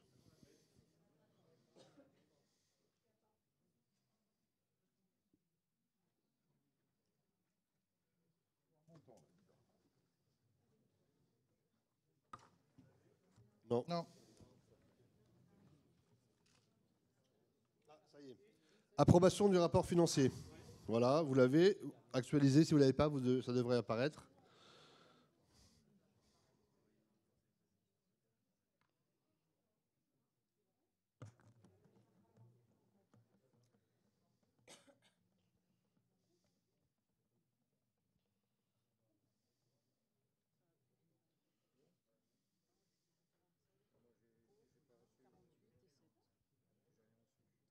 Moi, je me dis que c'est bon, mais il ne me dit pas... Ah voilà, 54, 3, 7. C'est bon? Allez, on va dire que c'est OK, parce que sinon on va pas avoir le temps. Donc j'ai 54 pour. Il faut que tu actualises, Laurent. Alors, j'actualise. Il va finir le vote? Ah, donc, il se finit quand le vote? Ah, OK. On est obligé d'attendre...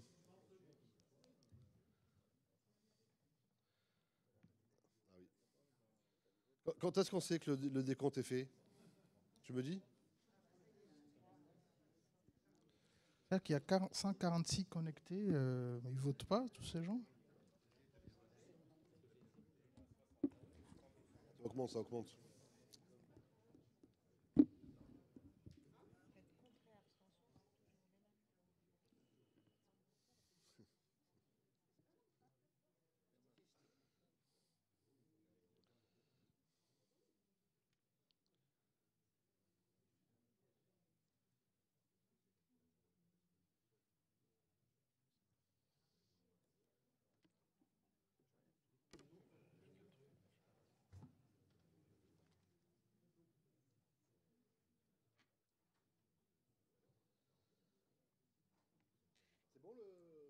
C'est bon? Ah, super. Donc voilà, là c'est bon, plus personne ne peut voter. Et donc les résultats définitifs d'après mon truc, c'est... Ça apparaît pas.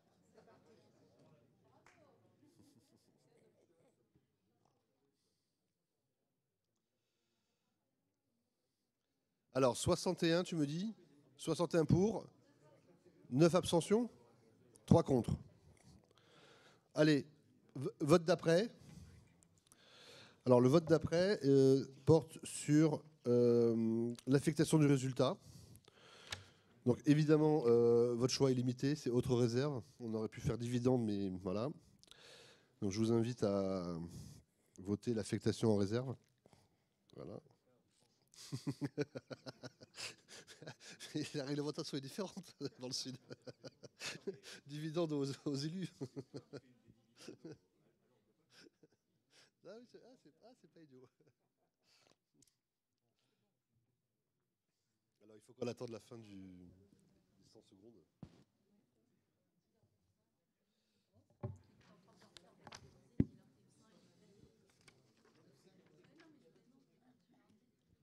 Il n'en reste plus qu'un, c'est l'ascenseur. Ça va aller vite.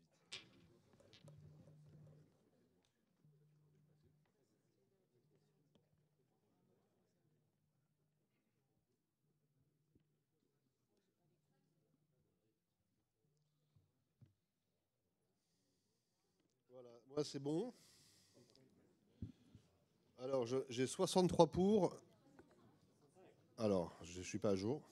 65 pour, 1 contre, 6 abstentions pour l'affectation des résultats. Et dernier vote, si tu veux le lancer, c'est... alors, est-ce qu'il y a peut-être appel à la candidature? Est-ce qu'il y a des candidats pour être censeurs? C'est un job super...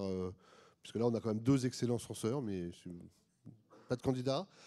Eh bien, donc, je note votre souhait d'être recandidat, Christophe et Cédric, ce qui me réjouit. Et donc, si vous êtes OK, je vous invite de voter pour le renouvellement de nos amis censeurs. Alors, donc, Cédric Montageau et Cédric Choucroune. Est-ce qu'on peut poser la question? Ah. Oui. C'est en direct live.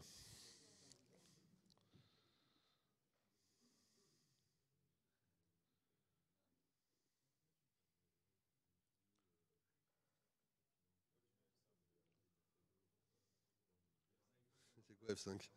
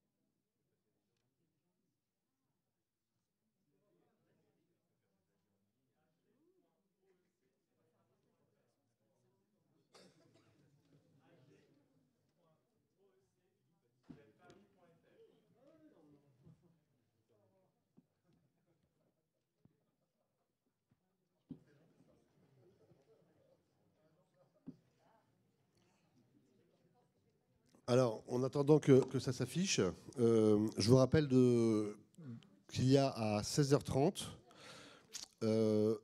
la restitution de l'étude qui a été faite par Les Moulins. Vous savez, Les Moulins, c'est un think tank indépendant qui a souhaité réfléchir sur les métiers de demain. C'est-à-dire quels étaient les profils des collaborateurs qu'il fallait qu'on recrute, comment organiser son cabinet. On nous parle de data à tout bout de champ, de tout un tas de choses. Bon, mais de manière très, très concrète, est-ce qu'il faut encore avoir des collaborateurs de formation comptable ou pas? Comment ça va évoluer? Voilà. Et donc, il y a une enquête qui a été faite. Ils ont étudié, interrogé pas mal d'experts comptables. Donc, c'est un gros travail. C'est un cofinancement de cette enquête, Conseil supérieur et Conseil régional de Paris. On a partagé le coût de l'étude ensemble. Et donc, la restitution aura lieu cet après-midi de 16h30 à 18h. dans le grand amphi. Et donc, Charles René sera aussi présent avec moi pour commenter en direct les résultats qu'ils vont nous présenter cet après-midi. Donc, je vous invite à être nombreux à 16h30 pour la présentation de l'enquête des moulins. Alors, est-ce qu'on peut passer au dernier vote afin de laisser à Charles René un petit peu de temps pour parler, parce que je suis vraiment désolé. Hein,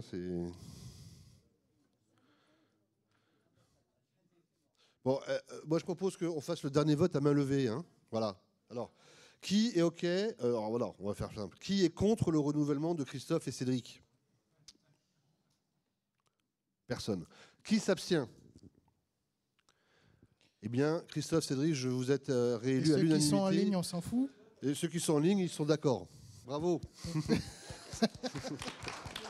Voilà. Ça, c'est la démocratie comme j'aime. Charles René, c'est ton tour. Où tu veux.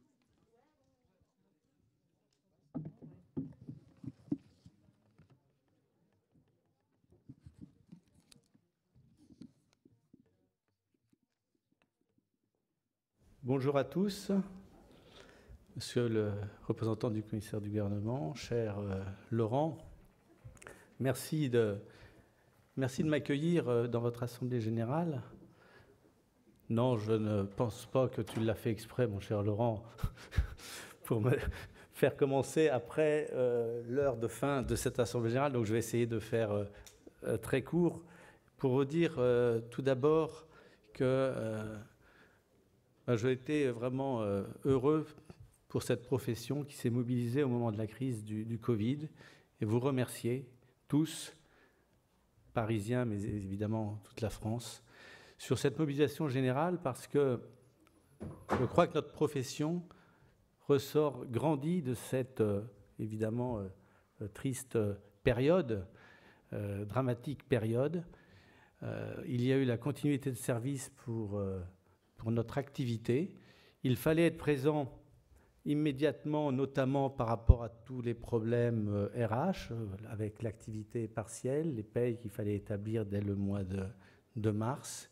Et puis il fallait répondre évidemment aux questions sur les aides, et puis évidemment derrière, également sur toutes les problématiques de trésorerie avec les fameux PGE.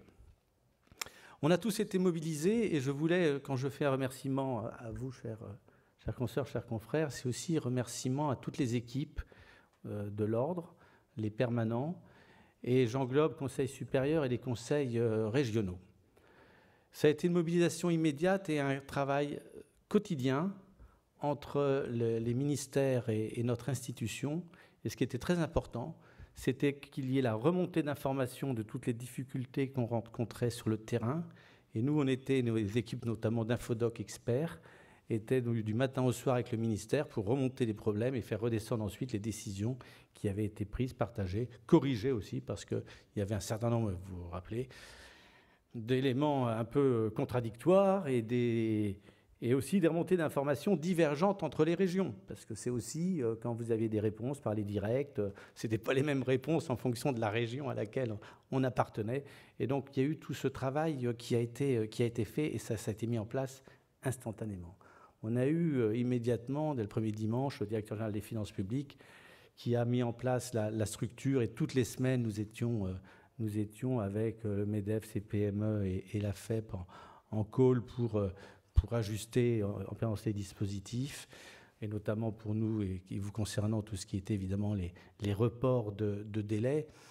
Et donc, tout ce travail, eh bien, je pense qu'il a porté ses fruits. Et puis, on a eu après une reconnaissance par la presse, par les médias, puisqu'on a eu quand même jusqu'à TF1, LCI, on n'a jamais eu une couverture médiatique aussi importante.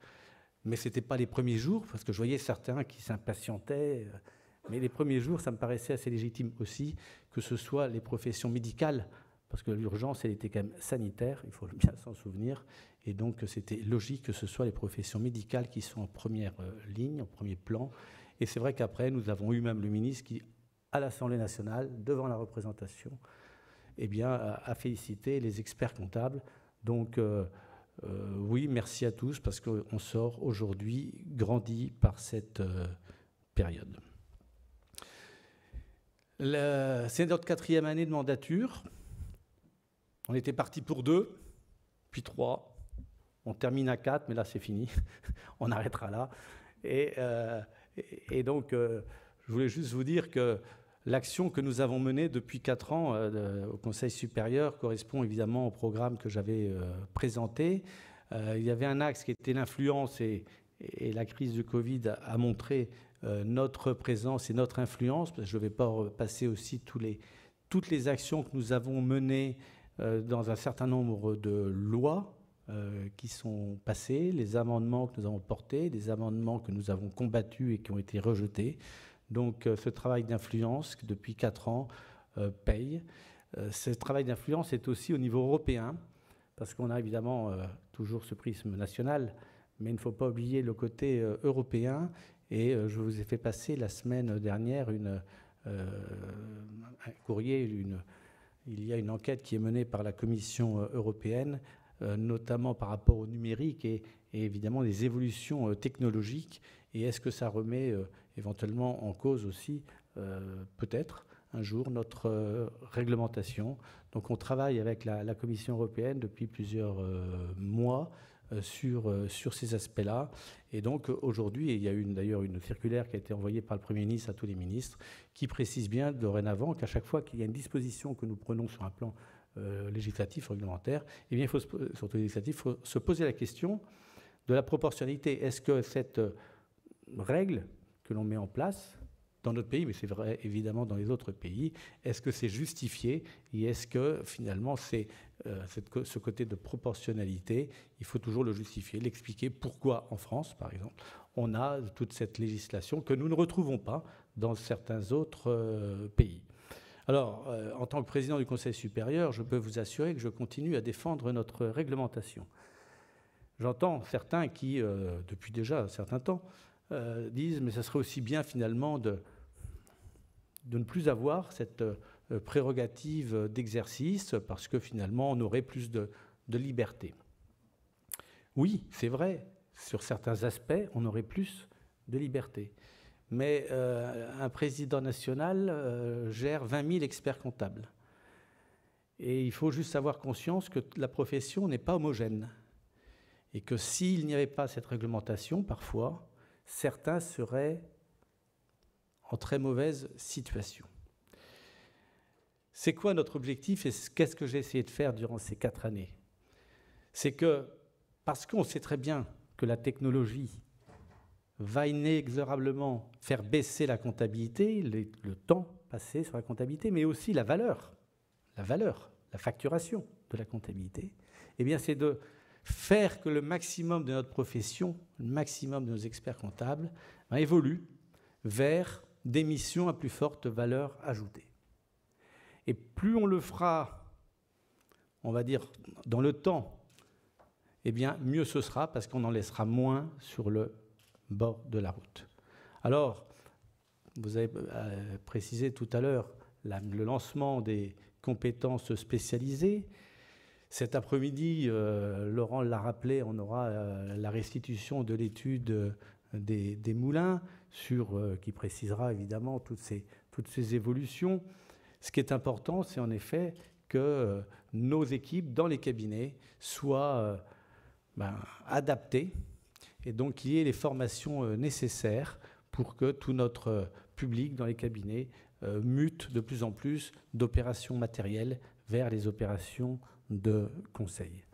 Nous avons aussi, avec la loi Pacte, ouvert un champ de possibles plus important. Lorsqu'on reconnaît le mandat de paiement, ça veut dire que nous pouvons aller beaucoup plus sur cette notion de full service et de l'externalisation totale par les chefs d'entreprise auprès des experts comptables. Ajoutez à cela le numérique et le lancement de la plateforme jefacture.com au printemps dernier, eh bien, nous avons en main, dans les cabinets, la possibilité d'externaliser, de recevoir l'externalisation complète de la part de nos clients. Je ne vais pas repasser, puisqu'on l'avait vu l'année dernière, tout ce qui était issu de la loi Pacte, mais c'est évidemment à chacun de réfléchir. Les 3 thèmes de congrès qu'on avait retenus dans la mandature, qui étaient sur le conseil, sur la stratégie et puis sur l'expert comptable au cœur des flux, c'est exactement le sens de ce qu'il faut faire au niveau d'un cabinet, c'est réfléchir et décider quelles actions on met en place pour évoluer, pour progresser. Et puis, il y avait un axe aussi de modernisation de nos institutions. Alors, ça passe par, et j'en suis très très heureux, l'évolution du mode de scrutin pour les élections au Conseil supérieur, puisque nous allons pour la première fois au mois de novembre voter en même temps pour le Conseil régional et en même temps pour le Conseil supérieur, suffrage universel direct, qui me paraît être la meilleure des solutions, la plus démocratique, et je m'en réjouis. Et puis, l'axe sur la synergie avec la compagnie des commissaires aux comptes, donc ça nous paraissait important, ça fait tellement d'années et d'années que nous en avons parlé. Eh bien, avec Jean Boucaud, nous avons fait ce rapprochement dans les mêmes locaux, rue Raymond-Losserand. Nous avons quitté la rue Cognac-Jay et il n'était pas possible de faire autrement si on voulait réunir les équipes de l'ordre et de la compagnie. Et si on veut faire des synergies, il n'y a pas d'autre solution que d'être dans les mêmes locaux et d'avoir un patron commun qui est un directeur général des services que nous avons recruté. Et donc, dans les prochains mois et surtout pour la prochaine mandature, des possibilités de synergie beaucoup plus fortes entre l'ordre et la compagnie. J'ajoute qu'au niveau des locaux, le changement entre Cognac-Jay et la rue Raymond-Losserand permettra de dégager chaque année en flux de trésorerie 1 million d'euros d'économie, ce qui n'est pas négligeable. Pour finir, je vous dirais qu'il y a 2 chantiers qui ne sont pas complètement aboutis, qui ont été ouverts, mais l'année 2020 a évidemment un tout petit peu perturbé les avancées. C'est le chantier de la formation.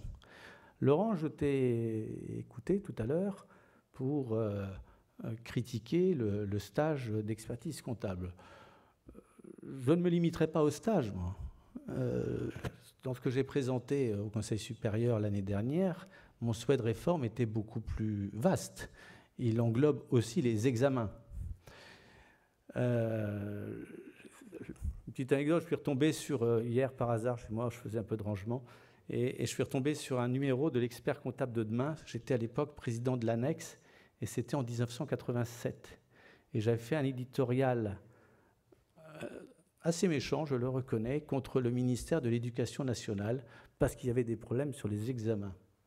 Et c'était très drôle, parce que je m'étais dit, je me suis dit, je pourrais presque faire le même éditorial, le reprendre cette année, avec les problématiques que nous connaissons. Il faut réformer ce cursus, j'en suis convaincu.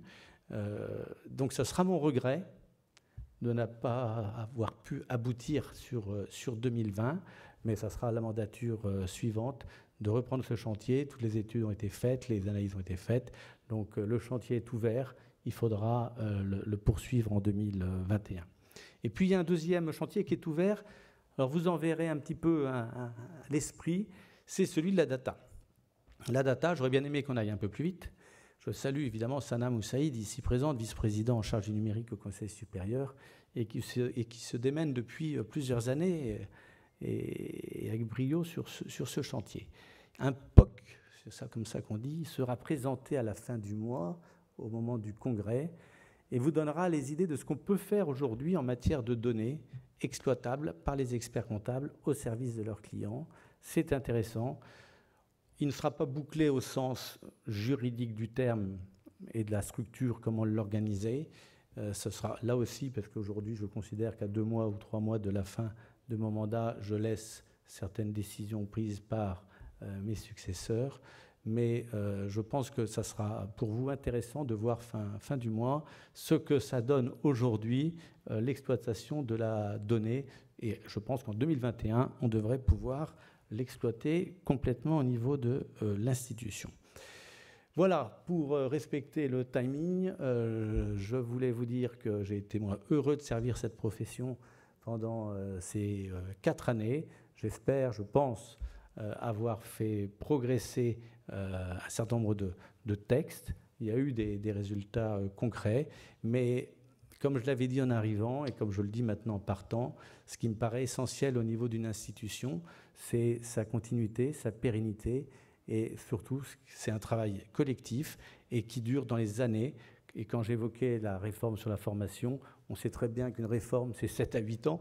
Donc, c'est certainement pas une mandature qui règle tout. Et donc, moi, je me félicite de m'être mis dans la lignée de toute cette organisation de la profession. Et je peux vous dire, quand je rencontre mes homologues présidents d'ordre, donc au niveau du Clio, eh bien, la profession d'expert comptable, elle est quand même enviée. Notre organisation, notre puissance économique, on a quand même de beaux atouts devant nous et je suis convaincu que notre profession a de belles années à vivre avec notamment tous les nouveaux outils, la technologie et la donnée. Je vous remercie.